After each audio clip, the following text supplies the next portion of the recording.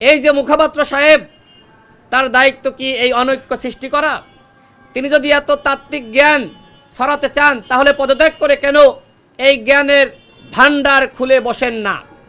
তিনি ইসলামিক শক্তিকে সহ্য করতে পারছেন না। সরকার তার নিরপেক্ষতার জায়গায় প্রশ্নবিদ্ধ। এই কারণে আমরা দাবি তুলছি যে ডক্টর ইউনূসের নেতৃত্বে এই অন্তর্বর্তীকালীন সরকারের উপদেষ্টা পরিষদ পুনর্গঠন করতে হবে। প্রয়োজনে নতুন নিরপেক্ষ সরকার গঠন করতে হবে। আমাদের হাইকোর্টের রায়ের মাধ্যমে তত্ত্বাবধায়ক সরকার ব্যবস্থা ফিরে এসেছে। সুতরাং আপনারা চাইলে, জনগণ চাইলে আপনারা মতামত দিতে পারেন, গণভোট করতে পারেন। আপনারা ডক্টর মোহাম্মদ ইউনূসের নেতৃত্বে একটি তত্ত্বাবধায়ক সরকার গঠন করেন।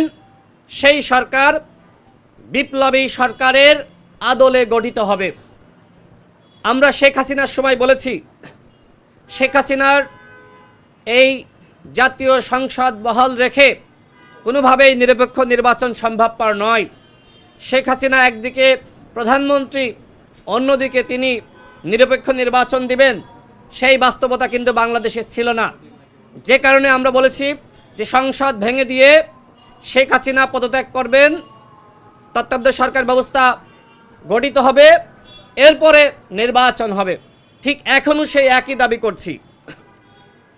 যেহেতু তিনজন ছাত্র উপদেষ্টা তারা সরকারে গিয়েছিলেন, আমরা কেউ বলে নাই, কোনো দল অভ্যুত্থানের কোনো শক্তি পক্ষ বলে নাই যে ছাত্ররা তিনজন উপদেষ্টা হবে। শুরুতে দুইজন উপদেষ্টা হলো, আর একজন মাহফুজ আলম, তিনি ওই দুইজনের সহযোগিতায় তিনি প্রধান উপদেষ্টার বিশেষ সহকারী হলেন। এটি একটি চাল ছিল, টেকনিক ছিল। এরপরে তাকে দিয়ে নাকি আরও অনেক কাজ করাতে হবে, যে কারণে আমাদের রেজওয়ানা আপা তিনি বললেন যে তাকে উপদেষ্টা বানাতে হবে। খুব ভালো আবদার, দপ্তরবিহীন উপদেষ্টা হলেন। এরপরে তাকে কি করা হলো? তাকে তথ্য উপদেষ্টার দায়িত্ব দেওয়া হলো। তথ্য উপদেষ্টাকে বলা হয় সরকারের মুখপাত্র। আজকে তিনি কিভাবে মুখপাত্রের ভূমিকা পালন করছে আমি একটু তার বর্ণনা করি। কখনো হেফাজতের বিরুদ্ধে বক্তব্য দিচ্ছেন, কখনো জামাত ইসলামের বিরুদ্ধে বক্তব্য দিচ্ছেন, কখনো বিএনপির বিরুদ্ধে দিচ্ছেন, কখনো গণ অধিকার পরিষদের বিরুদ্ধে বক্তব্য দিচ্ছেন। এই যে মুখপাত্র সাহেব, তার দায়িত্ব কি এই অনৈক্য সৃষ্টি করা? তিনি যদি এত তাত্ত্বিক জ্ঞান ছড়াতে চান তাহলে পদত্যাগ করে কেন এই জ্ঞানের ভান্ডার খুলে বসেন না? তিনি ইসলামিক শক্তিকে সহ্য করতে পারছেন না। আলেম উলামা মাদ্রাসার শিক্ষার্থীদেরকে নিয়ে ইতিমধ্যে কটাক্ষ করেছেন, যে কারণে আমরা দেখেছি হেফাজতে ইসলাম তারা বিবৃতি দিয়েছে। বিশেষ করে শাপলা চত্বর নিয়ে তিনি একটি নতুন বয়ান তৈরি করেছেন।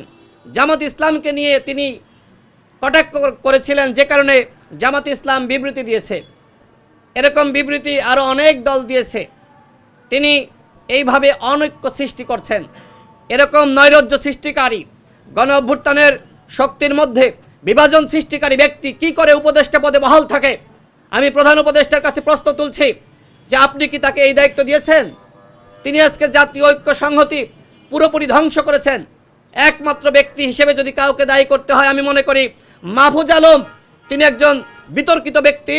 এরকম বিতর্কিত ব্যক্তি কোনোভাবেই তিনি এই সরকারের উপদেষ্টা পদে বহাল থাকতে পারেন না। আমরা তার পদত্যাগ দাবি করছি।